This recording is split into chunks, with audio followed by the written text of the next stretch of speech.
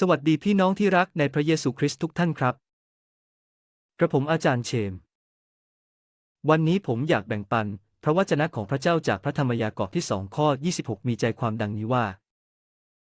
เพราะกายที่ปราศจากจิตวิญญาณนั้นไร้ชีพแล้วฉันใดความเชื่อที่ปราศจากการประพฤติตามก็ไร้ผลฉันนั้นสิ่งนี้มีความหมายต่อชีวิตของเราในฐานะคริสเตียนอย่างไรวันนี้ผมต้องการแบ่งปันแนวคิดสั้นๆที่เราสามารถเรียนรู้จากพระธรรมยากอบนี้อยากเตือนเราว่าศรัทธาไม่ใช่แค่การเชื่อในพระเจ้าเท่านั้นมันเกี่ยวกับการใช้ชีวิตที่สะท้อนความเชื่อนั้นด้วยศรัทธาของเราต้องนำไปปฏิบัติผ่านความประพฤติของเราเพื่อสะท้อนให้เห็นได้ว่าความเชื่อของเราเป็นความเชื่อที่นำสู่ชีวิตเป็นความเชื่อที่มีผลของความเชื่อเป็นความเชื่อที่ยืนยันต่อสาธารณชนว่ามีความเชื่อที่แท้จริงยากอบบทที่1ข้อที่22กล่าวว่าแต่ท่านทั้งหลายจงเป็นคนที่ประพฤติตามพระวจนะนั้นไม่ใช่เป็นแต่เพียงผู้ฟังเท่านั้นซึ่งเป็นการลงตนเอง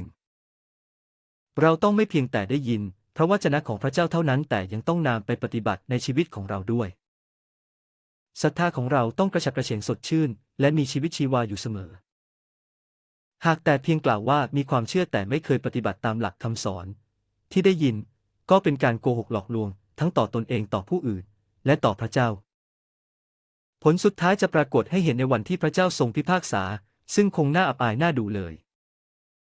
พระเจ้าต้องการให้เราสำแดงความเชื่อออกมาเป็นความประพฤติไม่ใช่เพียงแต่เก็บงำไว้ในใจ